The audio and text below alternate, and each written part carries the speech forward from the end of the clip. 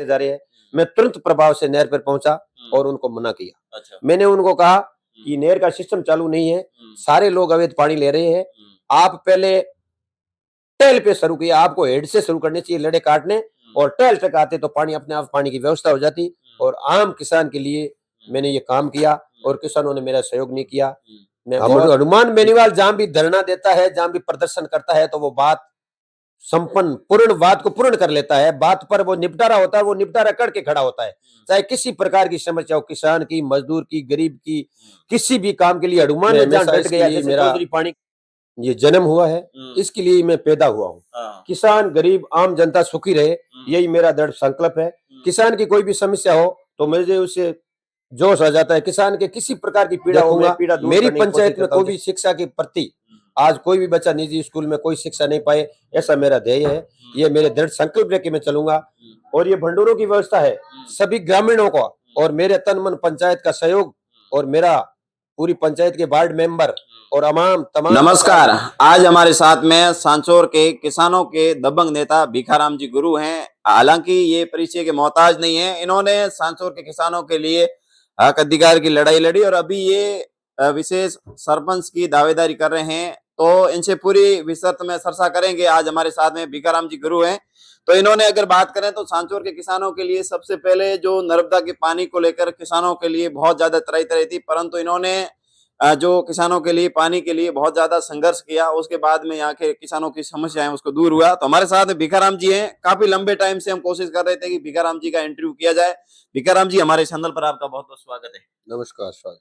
भीखाराम जी, अभी आप सरपंच की दावेदारी कर रहे हैं, क्या आपके मन के अंदर कैसे सवाल आया कि भाई मैं सरपंच मतलब उम्मीदवार खड़ा हूँ या मेरी ऐसी कोशिश? मैंने पंचायती राज संस्थान कम से कम 65 से 70 साल का समय सरपंच से पंचायती राज में हो गए जी। इसमें सरपंच का दायित्व जनता के प्रति सरपंच के क्या क्या कार्य होते हैं, जनता किस कार्य से सुख होती है, और सरपंच का क्या दायित्व बनता है जनता के प्रति।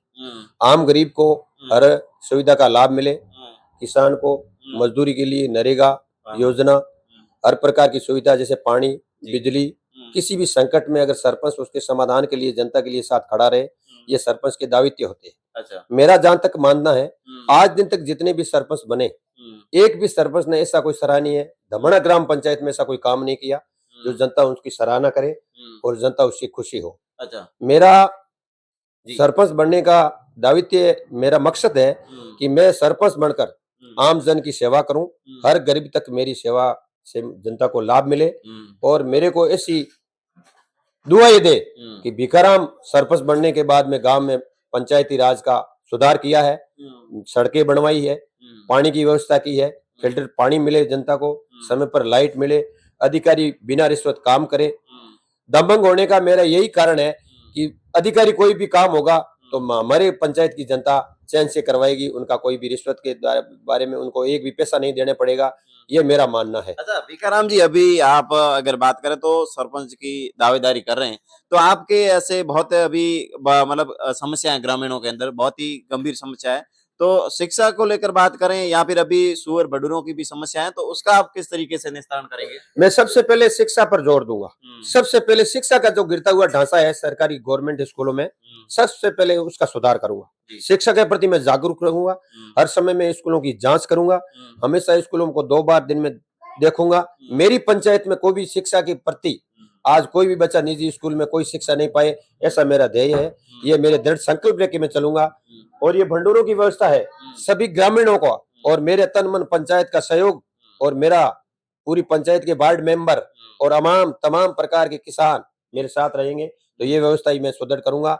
ये मेरा सपना है, ये मेरा संकल्प है। अच्छा भीखाराम जी, अभी काफी मैं आपसे एक थोड़ी सरपंच की आपकी दावेदारी भी कर रहे हो, थोड़ी अलग हटके भी चर्चा करेंगे। भीखाराम जी, आपका जो एक व्यवहार है, आप हमेशा किसी से भी दबंगाई से बात करते हैं और काफी लोगों के नजरों के अंदर खटकते हैं, परंतु जो आपका जो हमेशा कार्य है वो किसानों के हित के, आमजन की हित के लिए हमेशा आप सरसा बात करते हैं। तो उस बात को लेकर आप लोगों को क्या कहना चाहेंगे? आप हमेशा किसी भी तरीके की चाहे बात हो तो आप सीधे मुंह पर कहते हैं।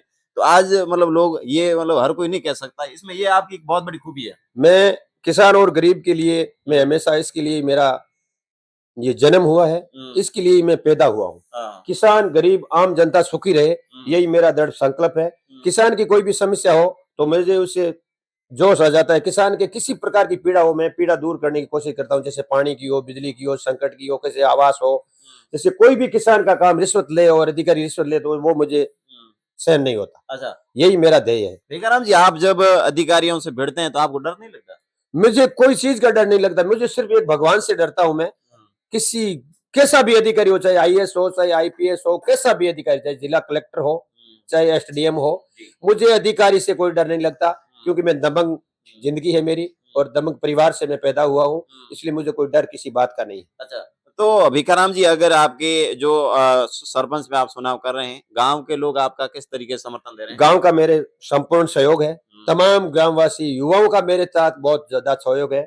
मैं ग्राम पंचायत में सरपंच बनने के बाद में ग्राम पंचायत में दोनों जगह दमाणा और दमाणा गोलिया में निजी शौचालय बनाऊंगा, आमजन के लिए, महिलाओं के लिए, पुरुष के लिए विश्राम गृह बनाऊंगा, रोड लाइटें बढ़ाऊंगा, शिक्षा के बच्चों के आने जाने का रोड ऊपर ऐसा बैरिकेटिंग लगाऊंगा जो बच्चों के आने जाने में कोई प्रकार की, हाईवे पार करने में कोई प्रकार की दिक्कत न हो।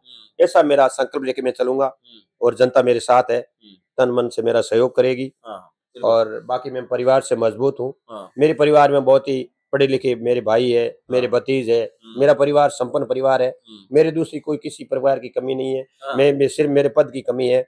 ये पद मुझे जनता मेरे साथ है। क्या भिखाराम जी, अगर बात करें तो आजकल एक सरसा सदरी है कि सरपंच जी केवल स्कॉर्पियो के लिए मतलब घूमना चाहते हैं, मतलब इस तरीके की सोच रखते हैं, पैसों के लिए करते हैं, मतलब आपकी ये सोच तो नहीं? मुझे पैसों का कोई गम नहीं है। मैं दृढ़ परिवार से हूँ, संपन्न परिवार से हूँ, मेरा परिवार मजबूत है और मैं पंचायत का एक भी पैसा मेरी निजी आय, मेरे निजी काम के लिए मैं खर्च नहीं करूंगा। ये मेरा संकल्प लेकर चलूंगा। ये मैं शपथ लूंगा कि मैं पंचायत की गरीब का पैसा लेकर के मैं स्कॉर्पियो में बैठकर मैं ऐसा आराम की जिंदगी नहीं जीऊंगा। अच्छा, भिखाराम जी, आपकी जो हमेशा बात करें तो बहुत लोग सरसा पसंद भी करते हैं। हाल ही में आपने एक इंटरव्यू भी दिया, उसके अंदर भी लोगों ने खूब लाखों मिलियनों के अंदर उस इंटरव्यू को देखा है।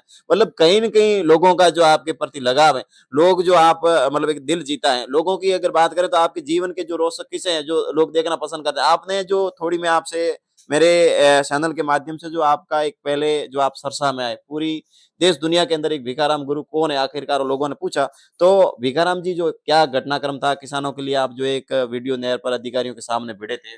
नर्मदा नहर सांचौर तहसील में आए 15 से 16 साल हो बीत गए हैं। नर्मदा नहर का सिस्टम चालू नहीं हुआ है। किसान अवैध पानी ले रहे थे और नर्मदा के अधिकारी एंड साथ में पुलिस की व्यवस्था और लोगों के लड़े काट रहे थे। हमारे मंत्री सुखराम बिश्नोई ये सांचौर से विधायक जीत कर राजस्थान सरकार में मंत्री बनने जा रहे थे। उस जोश से मेरे को कहा कि यहाँ किसानों के लड़े काटे जा रहे हैं। मैं तुरंत प्रभाव से नहर पर पहुंचा और उनको मना किया। मैंने उनको कहा कि नहर का सिस्टम चालू नहीं है, सारे लोग अवैध पानी ले रहे हैं। आप पहले टेल पे शुरू किया, आपको हेड से शुरू करने चाहिए लड़े काटने, और टेल तक आते तो पानी अपने आप पानी की व्यवस्था हो जाती। और आम किसान के लिए मैंने ये काम किया और किसानों ने मेरा सहयोग नहीं किया। मैं बहुत ही किसान के प्रति हमेशा जागरूक रहूंगा, चाहे मेरे साथ दे चाहे नहीं दे, परंतु मैं किसान के लिए संघर्ष करता रहूंगा। भिखाराम जी, जो मामला हुआ था उसमें आपको जेल भी जाना पड़ा था? मेरे को जेल जाना पड़ा था। 42 दिन तक मैं जेल में रहा। जेल में रहा तो चर्चा में रहा, चर्चा का विषय रहा। किसानों ने मेरे सहयोग किया या न किया वो तो किसान जाने, मंत्री ने सहयोग किया या न किया वो मंत्री जाने, परंतु मैंने 42 दिन तक किसानों के बदले में जेल गया था। और जेल जाने से मुझे खुशी है कि मैं किसानों के लिए और किसानों के हित की लड़ाई के लिए मैं जेल गया, इसलिए मुझे उसका कोई गम नहीं। अच्छा, भिखाराम जी, अगर बात करें तो आप हमेशा सरसा में रहते हैं। आप हनुमान बेनीवाल पार्टी के भी समर्थक हैं, तो किस तरीके के हनुमान बेनीवाल पार्टी की और हनुमान बेनीवाल की विचारधारा जो आपसे मिलती है? हनुमान बेनीवाल एक दम्मक नेता है। हनुमान बेनीवाल जहां भी धरना देता है, जहां भी प्रदर्शन करता है तो वो बात संपन्न पूर्ण बात को पूर्ण कर लेता है। बात पर वो निपटारा होता है, वो निपटारा करके खड़ा होता है। चाहे किसी प्रकार की समस्या हो, किसान की, मजदूर की, गरीब की, किसी भी काम के लिए हनुमान ने जहां डट गया। जैसे जोजरी पानी का, जैसे ये बालोतरा जोजरी पानी का आ रहा है, वहां पे हनुमान आया तो 2 बजे रात को कलेक्ट्रेट खोला कर उसने उस समस्या का समाधान करवाया। जो हनुमान जैसी दमगाई मेरे पास है।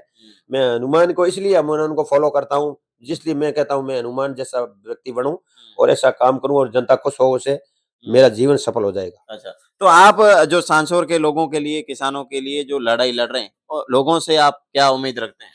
लोगों को मैं यही उम्मीद रखता हूँ कि लोग ज्यादा से ज्यादा एकता और संगठित रहे और मेरा सहयोग करे, जो आगे बढ़ूंगा। तो मैं किसान की सेवा करूंगा, आम गरीब के लिए हमेशा मैं तत्पर रहूंगा। मेरा संघर्ष ही जीवन है और जीवन में हमेशा किसान और गरीब की भला करूंगा। ये मेरा दृढ़ संकल्प लेके चलूंगा। बिल्कुल, ये हमारे साथ में भीखाराम जी गुरु सांचौर से हैं और इन्होंने खुलकर बातें बताई और हमेशा जब भी अधिकारियों से वगैरह कहीं पर भी बात हो तो बिना डर, बिना लोभ लालच ये किसानों के हक अधिकार के लिए सामने आते हैं। परंतु इनके संघर्ष की बात करें तो हमेशा संघर्ष भरा जीवन रहा है। परंतु अगर कोई भी व्यक्ति की शुरुआत की बात करें, कोई भी व्यक्ति अगर नई शुरुआत करता है तो वह नज़रों के अंदर खटकता है। काफ़ी लोग भीखाराम जी का मतलब थोड़ा कहते हैं कि विरोध भी करते हैं, परंतु भीखाराम जी की जो एक असलियत जो किसानों के प्रति आम जन की एक पर व्यक्तियों के प्रति जो एक दर्द है वो अलग है। भीखाराम जी एक अपने आप के अंदर सांचौर के ब्रांड हैं और हमने सोचा कि भीखाराम जी का इंटरव्यू किया जाए। तो भीखाराम जी आप मतलब कौन से गाँव से अभी? मैं दमाणा गोलिया से हूँ, ग्राम पंचायत दमाणा है मेरी अच्छा, और दमाणा का ही सटा एरिया है, उसका नाम है दमाणा का गोलिया। अच्छा। एक ही पंचायत है हुँ, और मैं दमाणा से सरपंच के लिए चुनाव में आगे 2026 में जो चुनाव हो गए, गवर्नमेंट जब जब अल्टिमेटम या घोषणा करती है, हुँ। जब मैं चुनाव में खड़ा होऊंगा, जनता मेरे साथ है। बिल्कुल, तो ये भीखाराम जी ने अपना पूरा गाँव का एड्रेस बताया है और भीखाराम जी अभी सरपंच की दावेदारी कर रहे हैं और जो भी आपके साथी भावी सरपंच हैं, उनके लिए क्या संदेश है? मतलब अभी आप भी बहुत गाँव के विकास को लेकर चर्चा कर रहे हैं, भावी सरपंच हैं, उनके लिए क्या संदेश है भीखाराम? भावी सरपंच है, सरपंचों का कर्तव्य बनता है किसान गरीब की सेवा करना। अच्छा। बस यही ध्येय लेके चले, हर सरपंच बने, चाहे मैं बनूं या कोई और बने, हुँ। जनता की सेवा करेगा वही सरपंच बनेगा दमन ग्राम पंचायत का। बिल्कुल, ये हमारे साथ में भीखाराम जी थे और इन्होंने पूरी निष्पक्षता से अपनी बात रखी अपने चैनल के माध्यम से। तो तमाम साथी एक बार इस वीडियो को शेयर करें। धन्यवाद।